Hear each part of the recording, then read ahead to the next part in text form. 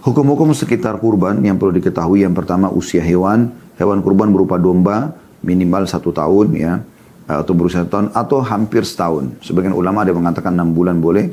Sedangkan yang lain berupa biri-biri, unta dan sapi tidak kurang dari 2 tahun. Ya. Biri-biri yang telah berusia setahun dan memasuki tahun kedua. Unta telah berusia 4 tahun dan memasuki tahun kelima. Sapi telah berusia 2 tahun dan memakan atau memasuki tahun ketiga. Hal itu berdasarkan sabda Nabi SAW, la tadbahu illa musinnatan illa an ya'sura alaikum fatadbahu jaza'atan minad dha'an wal musinnatu minal an'ami hiya thaniyah. Janganlah kalian sembeli kurban kecuali musinnah. Musinnah artinya domba yang telah berusia setahun lebih. Kecuali jika kalian kesulitan, maka sembelilah da'an atau kambing yang usianya 6 bulan hingga 1 tahun. Atau domba yang berusia kurang lebih 6 bulan sampai mendekati 1 tahun.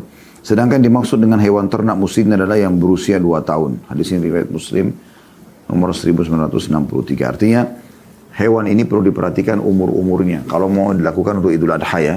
Tapi kalau sembeli harian, Anda mau bagikan kepada orang sebagaimana tadi sudah saya singgung, itu tidak ada masalah ya.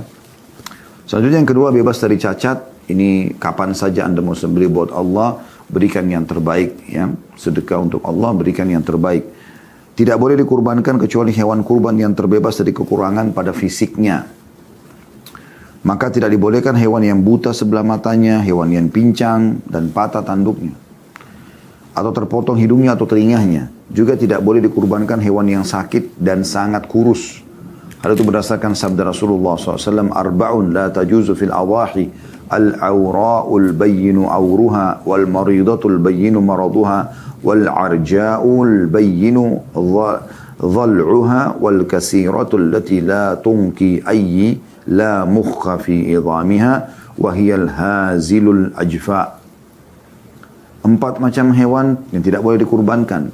Hewan buta sebelah yang sangat jelas buta matanya. Hewan sakit yang sangat jelas sakitnya. Hewan pincang yang sangat jelas pincangnya.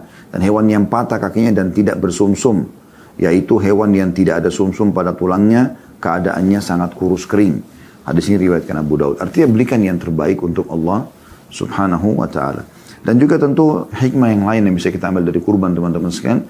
Bagaimana hewan-hewan ini berarti hewan-hewan yang terbaik yang Allah telah pilihkan buat kita sebagai pencipta ya.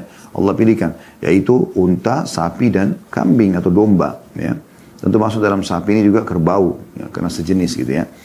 Inilah hewan-hewan terbaik yang dikonsumsi oleh manusia. Baik itu dagingnya juga susunya ya. Ini yang terbaik.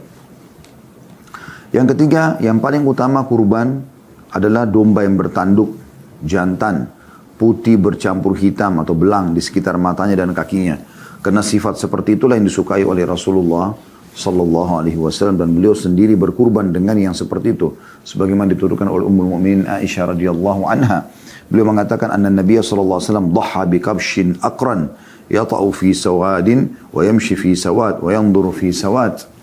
Bahwasanya Rasulullah SAW berkorban dengan domba yang bertanduk, sekitar kukunya hitam, kaki-kakinya hitam, di sekitar kedua matanya juga hitam. Hadis ini riwayat Tirmidzi dan juga Abu Daud. Ya. Jadi kalau kita dapatkan bagus, dombanya berwarna putih, tapi kedua kakinya, daerah lututnya, matanya, itu ada bulu hitamnya. Kalau tidak, maka Anda bisa pilih domba yang lain, tidak ada masalah. Ya. Walaupun khilaf di antara ulama mana lebih afdal. Apakah domba atau hewan-hewan yang lain. Ada yang mengatakan domba karena Nabi SAW memilih itu. Dan juga bagaimana Ismail AS diganti oleh Allah dengan domba. Kemudian ada juga mengatakan tidak. Yang afdal tetap yang lebih besar. Seperti unta dulu, kemudian sapi, baru kambing. Sesuai dengan hadis tentang masalah Jumat. Ya. Bagaimana orang kalau pergi di awal waktu Jumat, maka pahalanya seperti menyembeli unta. Kalau dia pergi waktu kedua seperti sapi. Kalau dia pergi waktu ketiga seperti ya, menyembeli domba. Kemudian kalau datang waktu keempat seperti ayam, kalau datang kelima sebelum khatib dari semimbar, maka seperti berkurban dengan sebutir telur ya, seperti itu kurang lebih.